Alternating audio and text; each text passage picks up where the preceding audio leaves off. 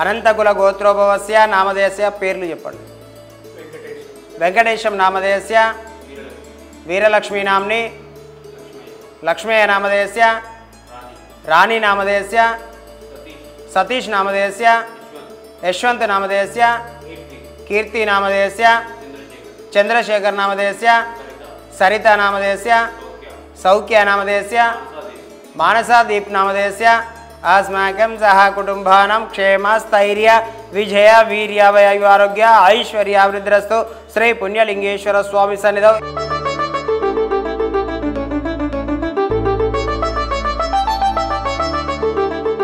ओम सर्वमंगलमांगल्ये शिवे सर्वार्थसाधिके शरण्ये त्र्यंबके देवी नारायणी नमोस्तुते.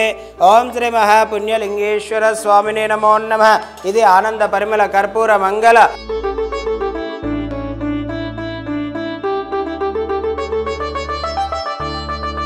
శ్రీ గురుభ్యో నమః. హరి ఓం. నమస్కారం అండి.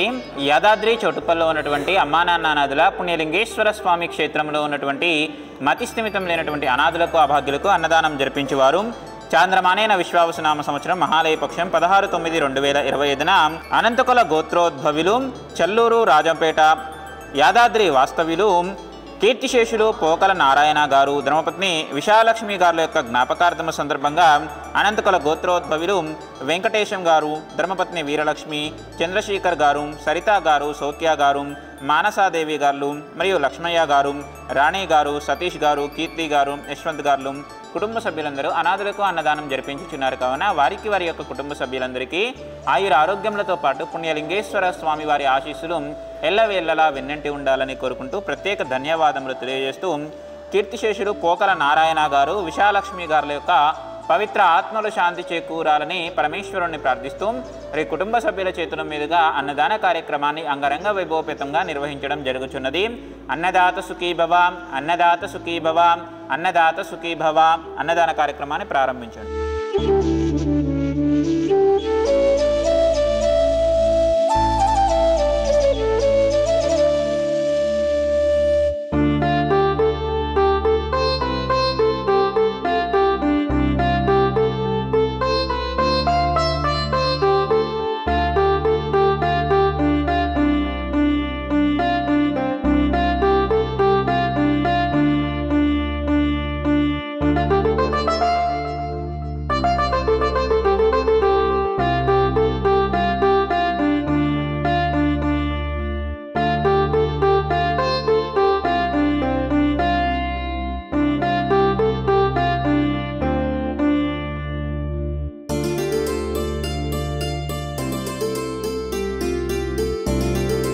చాలా బాగుంది. చూస్తే చాలా బాగా అనిపించింది.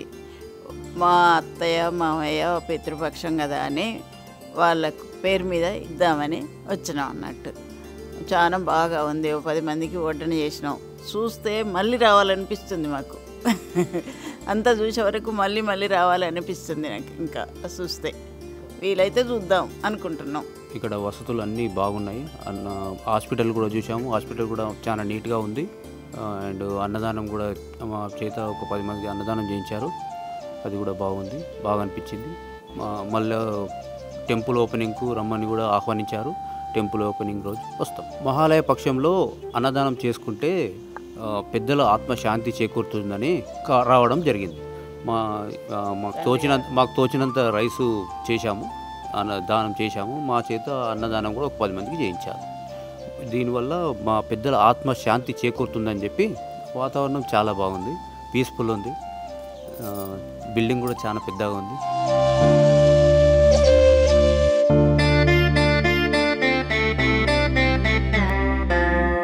అమ్మా నాన్న అనాథాశ్రమంలోని అభాగ్యుల ఆకలి తీర్చేందుకు మానవతామూర్తుల అన్నదాతల సహాయాన్ని కోరుతున్నాము.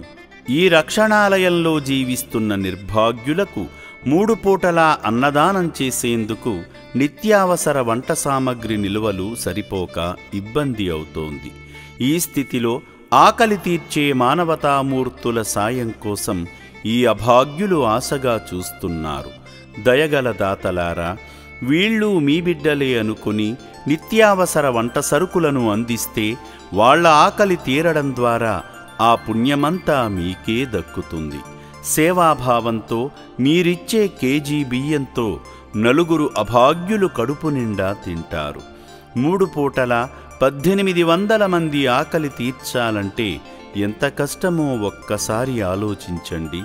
దయచేసి బియ్యము, పప్పు, నూనె, కూరగాయలు ఇలా ఏదైనా సాయమందించి శ్రీ పుణ్యలింగేశ్వరుని అనుగ్రహానికి పాత్రులు కండి.